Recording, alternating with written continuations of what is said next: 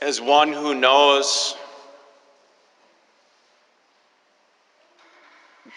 the time will come, the day of the Lord, when what I have done,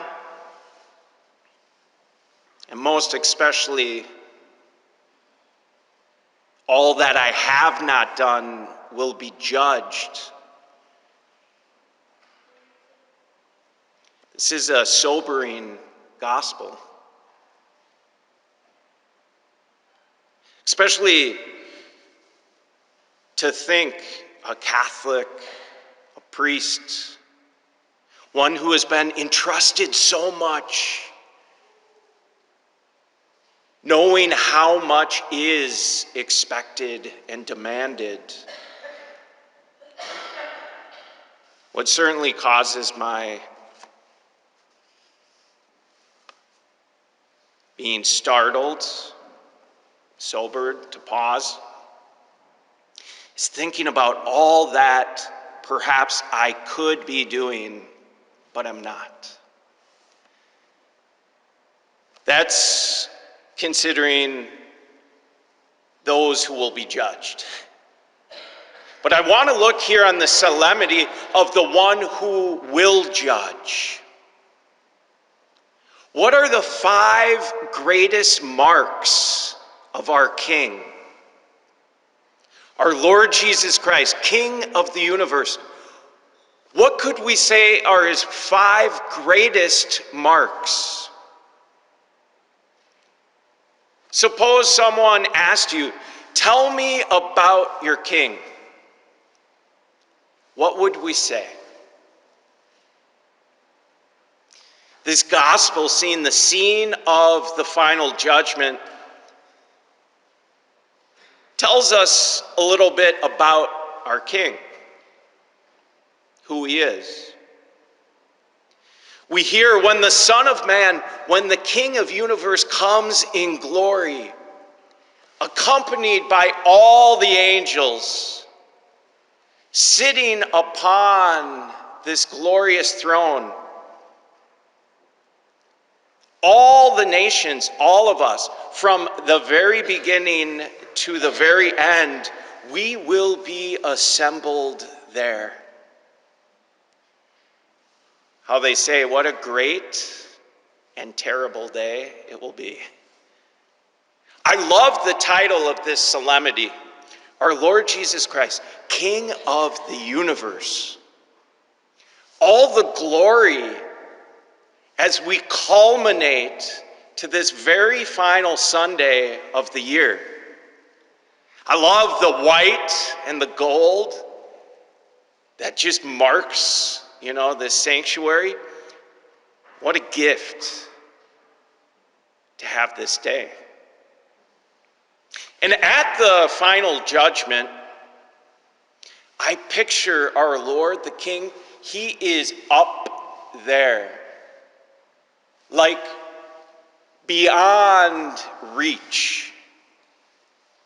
Tremendous throne. You think holding a scepter. Picture the crown the King of the universe wears. Splendid robe. The day of the Lord when our King will come again, and this time in glory. But it's very interesting how this gospel is the one selected for this solemnity. Because this glorious place of our King, that's not the full aspect of our King. When we read on, we hear, "For I was hungry. I was thirsty. I was a stranger. I was naked. I was ill. I was in prison." This is the King of the universe speaking. I would say the greatest, most challenging, most difficult aspect of living in this world is to deal with suffering. What are we to do with all the suffering? And not simply out there, but in here, in my life, in my family, in our parish, in our community. It's the problem of evil, and it's a real problem. How awful this world can be. And so all of us, whether we're the most staunch believer to one who questions or may not believe, all of us, inevitably, we ask and wonder, God, Lord, where are you? We are a world, we're hungry. There are people right now starving.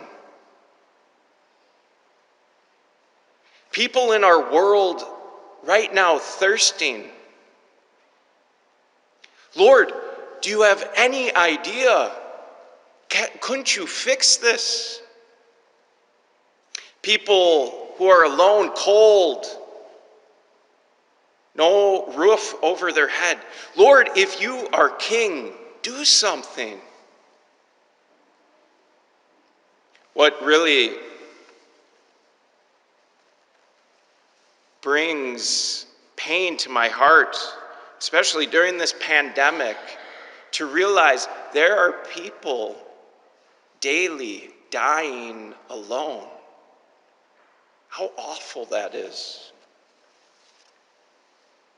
This is what we call the problem of evil. But it is our Lord, the King of the universe, who we hear will come sitting upon that glorious throne, who will be able to say, I was hungry. I was thirsty. I was a stranger, naked, ill, and in prison. And so that question, tell me about your king. Who is your king? We can say, our king, there has never been one more humble. My king, our king, the King of the universe, he is of the earth. He is of the dust. He did not stay afar. He could not have stooped any lower. Think of this, the King of the universe, he was born not in a palace, but underground. Literally beneath the surface of the earth, in a cold cave among animals. That's our king.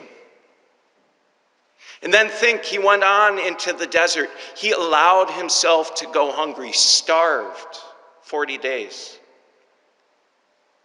What does our king know about thirst? He hung on that cross, deprived of water, merely given a bitter sponge. We have people dying alone. And again, how painful this is and how much this must pain those who have experienced this in their families. We could challenge God, do you have any idea? And he does. On the cross, he was left, King of the universe, abandoned by those closest to him. Who do we have for a king? One who could not be more humble. And what a gift. He will come with that glorious throne, and he will separate and judge us. But think about how he did come. What did he wear for his crown? Thorns that pierced his skull. What did he hold as his scepter? He will hold that glorious scepter. But what did he hold? Nails through his hands. What did he wear as his robe? Nothing. What did he take as his throne? The wood of the cross. I think we could say the 5 greatest marks of our King were the wounds he bore for us sinners. What a gift to be subjects of so great and humble a King.